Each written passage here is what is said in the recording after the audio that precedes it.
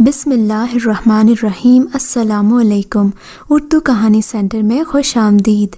آج کے اس ویڈیو میں آپ کو ایک معصوم لڑکی کے اوپر بیتی دکھ بھری سچی کہانی سنانے چاہ رہی ہوں، لیکن کہانی سنانے سے پہلے نئے آنے والوں سے گزارش ہے کہ اردو کہانی سینٹر کو سبسکرائب کیجیے اور ہماری ویڈیو سب سے پہلے دیکھنے کے لیے بیل آئیکن کو کلک کیجیے۔ چلیے شروع کرتے ہیں کہانی۔ غصے سے میرا چہرہ لال ہو رہا تھا۔ آج میرا آخری پیپر تھا، مگر ڈرائیور انکل آنے کا نام نہیں لے رہے تھے۔ مجھے رکشے میں بٹھا کر خود ہمیشہ کی طرح آج بھی مولیاں لینے چلے گئے۔ اب اس بازار میں مولیاں نہ ملی تو انکل نہ جانے کون سی دکان پر آگے چلے گئے۔ میرا شام کا پیپر تھا اور مجھے دیر ہو رہی تھی، مگر اس سے پہلے کہ میں رکشے سے اتر کر کسی اور رکشے والے کو روکتی، انکل سامنے سے آتے دکھائی دیے۔ ان کے ہاتھ میں بڑا سا شاپر تھا جس میں ایک عدد تازہ مولی رکھی تھی۔ انکل کو دیکھ کر مجھے اطمینان ہوا، مگر مجھے ان کی اس عادت پر غصہ بھی بہت آیا کہ انہیں ہر روز مولیاں لینے کی کیا پڑی ہوتی ہے۔ کیا کبھی مولی کے بغیر ان کا گزارا نہیں ہو سکتا؟ مجھے سخت غصہ آیا، منہ بنا کر رکشے میں بیٹھ گئی تو وہ معذرت کرنے لگے۔ بیٹا مجھے معاف کر دو، میں گھر مولی لے کر نہ جاؤں تو میری بیوی مجھے گھر کے اندر ہی نہیں آنے دیتی۔ اس میں میرا کوئی قصور نہیں ہے۔ ابھی تمہیں چھوڑ کر آؤں گا تو شام ہو جائے گی، اس کے بعد بازار بند ہو جائیں گے۔ تبھی میں اس وقت چلا گیا تھا۔ آئندہ ایسا نہیں ہوگا، میں وقت سے پہلے ہی مولیاں لے لیا کروں گا، انکل نے رکشہ آگے بڑھاتے ہوئے کہا۔ ان کی وضاحت پر میں مطمئن نہیں ہوئی تھی، کیونکہ یہ تماشا ٹھیک 2 سال سے چل رہا تھا۔ مجھے دیر ہو رہی ہو یا سویر، انکل مولیاں ڈھونڈنے ضرور جاتے تھے اور مجھے ان کی اس عادت پر ہمیشہ غصہ آتا۔ خیر آج میرا آخری پیپر تھا۔ پیپر کر کے آئی، میرا موڈ بہت اچھا تھا۔ انکل رکشہ لیے میرے کالج کے باہر ہی کھڑے تھے۔ میں فوراً سے بیٹھ گئی۔ آج ان کے چہرے پر کچھ پریشانی سی تھی۔ رکشہ تھوڑا سا آگے لے جا کر روک دیا۔ بیٹی مجھے تم سے ایک بات کرنی ہے، وہ نرم لہجے میں بولے۔ ان کے چہرے پر عاجزی تھی۔ جی انکل بولیے، کیا آپ کو کوئی مسئلہ ہے؟ پیسے چاہیے؟ میں نے اپنے پرس کی طرف ہاتھ بڑھایا تو بولے، نہیں بیٹی، مجھے تمہاری کسی قسم کی معاشی مدد کی ضرورت نہیں ہے۔ دراصل بات یہ ہے کہ میں تمہیں پچھلے 2 سال سے دیکھ رہا ہوں۔ تم باقاعدگی سے مدرسے جاتی تھی، وہاں جا کر تم نے قرآن پاک کا علم حاصل کیا۔ ماشاءاللہ بیٹی، خدا ہر مسلمان کو یہ توفیق دے۔ مجھے تمہاری یہ بات بہت اچھی لگتی ہے۔ جی انکل، اللہ کا شکر ہے، مگر آپ کیوں پوچھ رہے ہیں؟ میں نے فکر مندی سے پوچھا تو بولے، وہ بیٹا دراصل میری بیوی ہے شاہینہ، وہ بھی قرآن پاک پڑھنا چاہتی ہے، مگر کچھ ایسی خطائیں ہو گئیں اس سے کہ چلنے پھرنے سے معذور ہو گئی ہے۔ بیٹی اگر تم میرے گھر آ کر شام کو اسے آدھا گھنٹہ پڑھا دیا کرو تو میں تمہارا شکر گزار ہوں گا۔ وہ چل پھر نہیں سکتی، تبھی میں تم سے التجا کر رہا ہوں۔ اگر پاؤں پر کھڑی ہو سکتی تو میں یقیناً اسے تمہارے گھر لے آتا۔ انہوں نے اس قدر عاجزی سے کہا کہ میرا دل پسیج گیا، یہ سوچے سمجھے بنا کہ ایک انجان آدمی پر بھروسہ نہیں کرنا چاہیے۔ خیر میں نے ان سے وعدہ کیا کہ میں کل کو آ جاؤں گی، آپ مجھے اپنے گھر لے جائیے گا اور میرے ابو سے بھی بات کر لیجیے گا۔ خیر یہ بات کر کے میں اپنے گھر آ گئی۔ گھر آ کر نہ جانے کیوں مجھے ان کی بات بار بار یاد آ رہی تھی، اور ساتھ ہی میری سہیلی کا یہ کہنا بھی کہ یہ انکل مجھے کچھ ٹھیک نہیں لگتے، باہر سے بڑے نیک بنتے ہیں، مگر ان کے گھر کے حالات کیا ہیں تمہیں نہیں پتا۔ خدا جانے کس قماش کے لوگ ہیں، تم ان پر حد سے زیادہ بھروسہ کرتی ہو، کہیں بھی ان کے ساتھ اکیلے آ جاتی ہو۔ ایسے لوگ بھروسے کے قابل نہیں ہوتے۔ میں اسے ہمیشہ ٹال دیتی کیونکہ مجھے خود پر بھروسہ تھا، مگر آج انکل نے بہت بڑی بات کرتی تھی۔ ان کے گھر جا کر ان کی بیوی کو پڑھانا یہ کوئی آسان کام نہیں تھا، سو میں نے امی سے بات کرنے کا سوچا۔ حیرت کی بات یہ ہے کہ میری بات سن کر امی نے ہرگز منع نہ کیا، حالانکہ وہ اجنبی لوگوں پر بھروسہ کرنے میں کافی دیر کر دیا کرتی تھی۔ میری بات سن کر ان کی آنکھوں میں آنسو اتر آئے۔ کہنے لگی، بیٹی میں اس عورت کو جانتی ہوں، تم اسے پڑھانے ضرور جاؤ، اور انکل کے بارے میں کسی طرح کا گمان کرنے کی ضرورت نہیں ہے، اچھے لوگ ہیں یہ۔ امی نے یہ کہہ کر میرا دل بڑھا دیا، مگر مجھے تجسس ہونے لگا کہ اگر امی رکشے والے انکل کی بیوی کو جانتی ہیں تو اس سے پہلے مجھے کیوں نہیں بتایا۔ خیر شام کو ابو آئے تو امی نے انہیں بھی کسی نہ کسی طرح منا لیا۔ اب اگلے دن کا انتظار تھا۔ مجھے الجھن سی بھی ہو رہی تھی کہ نہ جانے کیسی عورت ہوگی میں تو ہمیشہ اپنی ہم عمر لڑکیوں میں اٹھی بیٹھی تھی، عورتوں سے بات کرنے کا ڈھنگ بھی نہیں تھا۔ شام ہوئی تو دروازے پر دستک ہوئی۔ میں نے دروازہ کھولا تو سامنے انکل ریاض کھڑے تھے۔ ہاں بیٹی، تم تیار ہو؟ میں تمہیں لینے آیا ہوں، تمہارے بابا سے اجازت لے لی ہے میں نے۔ وہ نظریں جھکائے کھڑے تھے۔ مجھے نہ جانے کیوں لگا کہ انکل شریف بننے کا ناٹک کرتے ہیں۔ خیر، ان کے ساتھ ان کے رکشے پر بیٹھ گئی۔ تھوڑی ہی دیر کے بعد رکشہ ان کے گھر کے سامنے تھا۔ انکل مجھے لے کر اپنے گھر میں داخل ہو گئے۔ گھر میں عجیب سا سناٹا چھایا ہوا تھا۔ مجھے سخت حیرت ہوئی، ایک ناگواری کا احساس بھی ہوا۔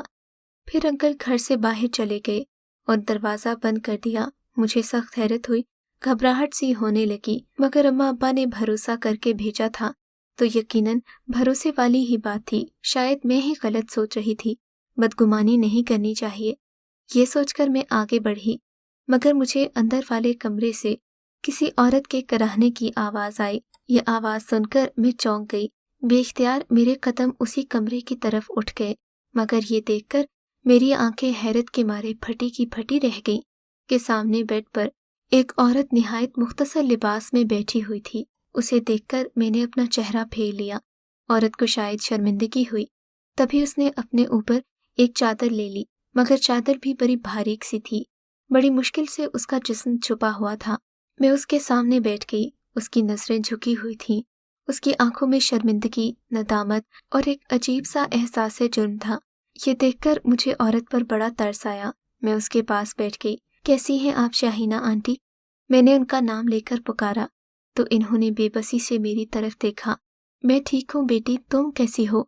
انہوں نے کانپتے ہوئے لہجے میں کہا، بار بار اپنی چادر اپنے ہاتھوں سے سمیٹ رہی تھیں۔ میں ٹھیک ہوں شاہینہ آنٹی، کیا آپ کا وضو ہے؟ میں آپ کو قرآن پاک پڑھانا شروع کروں؟ میں نے ان کی طرف سوالیہ نگاہوں سے دیکھا تو انہوں نے ہاں میں سر ہلا دیا۔ ہاں بیٹی، مجھ بد نصیب کا وضو تو ہر وقت ہوتا ہے، مگر قرآن نہیں پڑھ سکی، ہاتھوں میں جان ہی نہیں ہے، کیا کروں؟ وہ رونے لگیں۔ میں نے آگے بڑھ کر ان کے آنسو پونچھے۔ ایسا نہ کہیں، یہ اللہ کی کتاب ہے، وہ اس کتاب کے صدقے آپ کو ہدایت بھی دے گا اور شفا بھی۔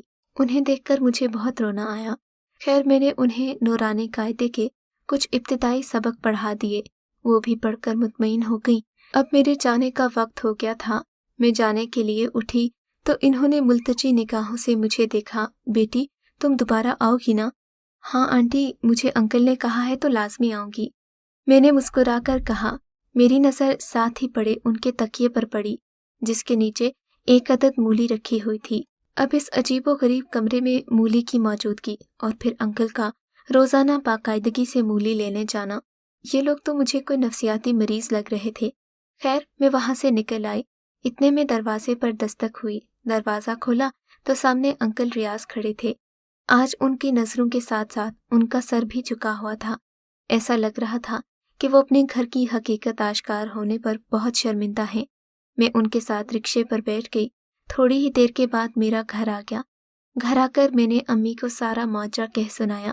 امی کے چہرے کے تاثرات بتا رہے تھے کہ وہ آنٹی کے کسی بڑے راز سے واقف ہیں، مگر وہ مجھے بتانا نہیں چاہتی۔ میں نے بھی زیادہ کریدنا مناسب نہیں سمجھا۔ اگلے ہی دن انکل ریاض آئے تو میں ان کے ساتھ چلی گئی، مگر آج میں نے سوچ لیا تھا کہ انکل کی بیوی سے ان کا قصہ ضرور پوچھ کر رہوں گی۔ نورانی قاعدے کا سبق ختم کرنے کے بعد میں نے ان کی طرف متوجہ ہو کر پوچھا، اگر برا نہ منائیں تو ایک بات کہوں آپ سے؟ نہیں بیٹی، میں اس قابل کہاں ہوں کہ کسی کی بات کا برا منا سکوں، انہوں نے مایوسی بھرے لہجے میں کہا تو میں نے ان سے پوچھا، آپ کی یہ حالت کیسے ہوئی؟ اور پھر یہ قرآن پڑھنے کا اتنا شوق؟ ماشاء اللہ، معذوری میں تو لوگ بڑے ہی مایوس ہو جاتے ہیں، مگر آپ قرآن پڑھنا چاہتی ہیں، یہ بہت اچھی بات ہے۔ میں نے ان کی حوصلہ افزائی کی تو وہ مسکرا دیں، پھر اپنی کہانی سنانے لگیں جو میں انہی کی زبانی آپ کو سنا رہی ہوں۔ بیٹی، یہ ان وقتوں کی بات ہے جب دولت مند گھرانے کم ہی ہوا کرتے تھے اور موبائل فون تو نہ ہونے کے برابر تھے، مگر میں ایک امیر گھرانے سے تعلق رکھتی تھی۔ ہمارے پاس زندگی کی سبھی سہولیات موجود تھیں، مگر کہتے ہیں کہ خالی دماغ اور بھرا پیٹ انسان کو گناہوں کی طرف لے جاتا ہے۔ میں بھی ان دنوں عجیب و غریب خیالات کی مالک تھی۔ کبھی سوچتی کہ زندگی میں کوئی ایڈونچر ہونا چاہیے جس کے بعد انسان کو سوچ کر بھی ڈر لگے، اور یہی سوچ کر میں نے اپنی کالج کی سہیلیوں سے بات کی ہم سب نے مل کر پروگرام بنایا کہ ہم کچھ ایسا کریں گے جو آج سے پہلے کسی نے نہ کیا ہو۔ بالآخر طے پایا کہ ہم اللہ کا وہ راز معلوم کریں گے جس کا آج تک کسی کو شبہ بھی نہیں اور جس کے بارے میں کوئی جان نہیں سکا۔ سچ کہوں تو اندر سے میرا ایمان متزلزل تھا۔ میں قبروں کی حقیقت کو اور قبر کے عذاب کو دل سے نہیں مانتی تھی۔ تبھی میں نے اپنے گروپ کو کہا کہ ہم قبر کے عذاب کے بارے میں حقیقت لوگوں کو بتا کر رہیں گے اور ہو سکتا ہے کہ ہم بہت بڑے انعام سے نوازے جائیں۔ بس یہی میری زندگی کی سب سے بڑی غلطی تھی بیٹی۔ میں نے اللہ کے قانون میں مداخلت کرنا چاہی۔ میں نے اس کے رازوں کو جاننا چاہا، اور وہ راز جو بڑے بڑوں کو بھی نہیں معلوم۔ میں اس وقت سیکنڈ ایئر میں تھی۔ میری ایک سہیلی بھی تھی اور گروپ میں 1-2 لڑکے بھی موجود تھے۔ ہم لوگ ایک قبرستان میں پہنچے جہاں پر ایک شخص کا جنازہ دفن ہونے میں ابھی کچھ دیر باقی تھی۔ ہم لوگوں نے شرارت کر کے اس گورکن کا دھیان بٹایا، جبکہ میری ایک دوسری سہیلی نے موبائل پر کال کنیکٹ کی، ایک دوسرے نمبر سے کال کی اور کال آن کر کے وہ فون قبر میں رکھ دیا۔ دوسرا فون ہمارے پاس تھا، اس پر جو کال تھی وہ بھی آن تھی، مطلب کہ ہم قبر میں ہونے والی ہر بات کو سن سکتے تھے۔ میرے ایک دوست کے چہرے پر خوف تھا، جبکہ دوسرا بھی ہمیں اس بات سے منع کر رہا تھا، مگر ہم دونوں رکنے میں نہیں آ رہے تھے۔ میرا اصرار تھا کہ ہم اس حقیقت کو معلوم کر کے رہیں گے۔ تھوڑی ہی دیر کے بعد جنازہ دفنانے لوگ آ گئے، اس شخص کو جس کی قبر تیار کی جا چکی تھی۔ کچھ لوگوں نے مل کر قبر میں دفنا دیا، قبر پر سلیں رکھی گئیں اور مٹی ڈال کر وہ لوگ چلے گئے۔ اب ہماری شرارت کی باری تھی۔ ان لوگوں کے جانے کے بعد ہی ہم لوگ قبر کے قریب آئے اور قبر کے اندر ہونے والی گفتگو سننے کی کوشش کرنے لگے۔ میں نے اپنے فون کا والیوم اونچا کر دیا تھا تاکہ میرے گروپ کے باقی ممبران بھی یہ گفتگو سن سکیں اور میری ہمت اور انوکھے پن کو داد دیں۔ تھوڑی دیر تو کال پر خاموشی رہی، اس کے بعد ایک خوفناک گڑگڑاہٹ موبائل فون کے اندر سے آنے لگی۔ ایسا لگ رہا تھا کہ کئی طوفان ایک ساتھ آ گئے ہوں اور آسمانی بجلیاں بھی جیسے پاس ہی گرج رہی ہوں۔ یہ سب دیکھ کر میرے ساتھی دہشت زدہ ہو گئے۔ پھر ایک زوردار آواز آئی اور ایک دھماکے سے میرا فون میرے ہاتھ سے دور جا گرا۔ فون قبر کی مٹی میں گرا تھا۔ میرے دوست خوفزدہ ہو گئے تھے۔ میں انہیں دیکھ کر تسلی دینے لگی کہ تم لوگوں کو کچھ نہیں ہوگا، میں اپنا موبائل یہاں سے واپس نکال لیتی ہوں۔ میری سہیلی نے منع کیا کہ مجھے قبر کی مٹی کے پاس نہیں جانا چاہیے۔ میں نے اس کی بات مانتے ہوئے پاس ہی بڑا ایک ڈنڈا اٹھایا اور موبائل کو مٹی سے نکالنے کی کوشش کرنے لگی، مگر بے سود موبائل اور نیچے چلا گیا۔ چاروں ناچار مجھے خود ہی قبر کے پاس جانا پڑا۔ میں ڈرتے ڈرتے قبر کے پاس گئی، مگر جو ہی میں نے اپنا ہاتھ قبر کی مٹی میں ڈالا تو مٹی پیچھے کو سرکنا شروع ہو گئی، اور میں نے جس جگہ پر پاؤں رکھا تھا وہاں سے تو مٹی بالکل ہٹ گئی۔ میرا پاؤں نیچے قبر میں جا پڑا۔ میں نے دیکھا قبر میں ایک چوہا نما چیز تھی۔ اس کا منہ گلابی رنگ کا تھا جبکہ جلد کالی تھی۔ اس نے میرے پاؤں پر اس قدر زور سے کاٹا کہ میرے پورے جسم میں سنسنی سی دوڑ گئی۔ میں نے فوراً وہاں سے نکلنا چاہا مگر نکل نہ سکی۔ اس کالی چیز نے مجھے کئی جگہوں پر کاٹ لیا۔ میں نے چیخو پکار شروع کر دی۔ میرے دوستوں نے مجھے نکالنے کی کوشش کی مگر وہ ناکام رہے۔ تبھی میرے دوستوں نے چیخ چیخ کر محلے کے امام صاحب کو بلوایا۔ امام صاحب نے وہاں بیٹھ کر اللہ سے دعا کی۔ میرے ماں باپ کو بھی اطلاع مل گئی تھی۔ میں قبر میں عجیب طریقے سے پھنسی ہوئی تھی۔ وہ عجیب و غریب چیز ابھی بھی میرے پاؤں پر کاٹ رہی تھی۔ ایسا لگتا تھا کہ میں درد سے مر جاؤں گی، مگر میری موت نے اتنی جلد کہاں آنا تھا۔ پھر میرے ماں باپ نے مجھے اس مصیبت سے نکالنے کے لیے ایک بڑا صدقہ کیا۔ تب کہیں جا کر اس چیز نے میرا پیچھا چھوڑا اور مجھے قبر سے نکال دیا گیا۔ میرے پاؤں پر عجیب و غریب قسم کے دانتوں کے نشان تھے۔ جلن تھی کہ ختم ہونے کو نہیں آ رہی تھی۔ مجھے فوری طور پر ڈاکٹر کے پاس لے جایا گیا۔ انہوں نے مرہم پٹی تو کر دی۔ تھوڑے عرصے کے بعد زخم بھی بھر گیا، مگر دانتوں کے وہ نشان اور میرے جسم کی جلن کچھ کم نہیں ہوئی۔ میں اس قدر چلتی تھی کہ سردیوں میں بھی میں گرم کپڑے نہیں پہن سکتی تھی، ہمیشہ ہلکے کپڑے پہنا کرتی۔ پھر نوبت یہاں تک آ گئی کہ اس گرمی کو دور کرنا میرے لیے ناممکن ہو گیا۔ انہی دنوں میری عمر تقریباً 20 سال ہو چکی تھی۔ ماں باپ میرے لیے رشتہ تلاش کر رہے تھے، مگر گاؤں کے جن لوگوں کو میری اس حرکت کا علم تھا، ان لوگوں میں سے کسی نے بھی میرا رشتہ نہیں مانگا۔ میں اس بات پر بہت غمزدہ ہوتی تھی، مگر اب اس کے علاوہ کوئی چارہ نہیں تھا کہ میں اپنے نصیب سے سمجھوتا کر لوں۔ انہی دنوں ہمارے گھر میں مسجد کے وہی امام صاحب تشریف لے آئے۔ انہوں نے میری والدہ سے بات کی، مجھے کچھ دم درود وغیرہ کیا اور پھر کہنے لگے، میرا ایک شاگرد ہے جس کا آگے پیچھے کوئی نہیں ہے، اس کے پاس اپنے رشتہ داروں کا دیا ہوا ایک معمولی سا گھر ہے، رکشہ چلا کر اپنی گزر بسر کرتا ہے، اگر آپ چاہیں تو میں اس سے آپ کی بیٹی کی شادی کروا سکتا ہوں۔ اس بات کی تو میں آپ کو گارنٹی دیتا ہوں کہ لڑکا بہت شریف ہے، آپ کی بیٹی کو خوش رکھے گا، ان معاملات کو سمجھنے والا ہے، کبھی اسے ماضی کا تانا نہیں دے گا۔ میرے والدین کو اور کیا چاہیے تھا، کیونکہ ایسی صورتحال میں میرا کسی معزز گھرانے میں رشتہ ہونا ناممکن سی بات تھی۔ گاؤں کے تقریباً ہر شخص کو میری یہ داستاں معلوم تھی، سب لوگ مجھ سے خوف کھاتے تھے۔ بہرحال امام صاحب کی گواہی دینے پر میرا نکاح میرے شوہر ریاض سے کر دیا گیا۔ یہاں آنے کے بعد بھی میری حالت عجیب و غریب رہی، مگر ریاض کی صحبت میں کچھ سکون ملا۔ وہ انتہائی نیک پرور انسان تھا، اس نے کبھی نماز نہیں چھوڑی تھی، جبکہ مجھے تو نماز روزے اور قرآن کا سرے سے پتہ ہی نہیں تھا۔ ایک دن میں کچن میں کھانا بنا رہی تھی، میرے ہاتھ میں سخت جلن تھی کہ سبزی کاٹتے ہوئے میرا ہاتھ مولی پر لگا تو مجھے عجیب سی ٹھنڈک کا احساس ہوا۔ میں نے وہ پوری مولی کاٹ کر اپنے ہاتھوں اور بازوں پر لگائی تو میری جلن کچھ کم ہوئی۔ اس دن کے بعد سے میں ہر وقت مولی اپنے پاس رکھتی، کیونکہ جو ہی میں مولی ہٹاتی تھی پھر سے جلن ہونے لگتی۔ پھر ایک دن میرے شوہر نے دیکھا، پوچھنے لگے کہ کیا ہوا ہے۔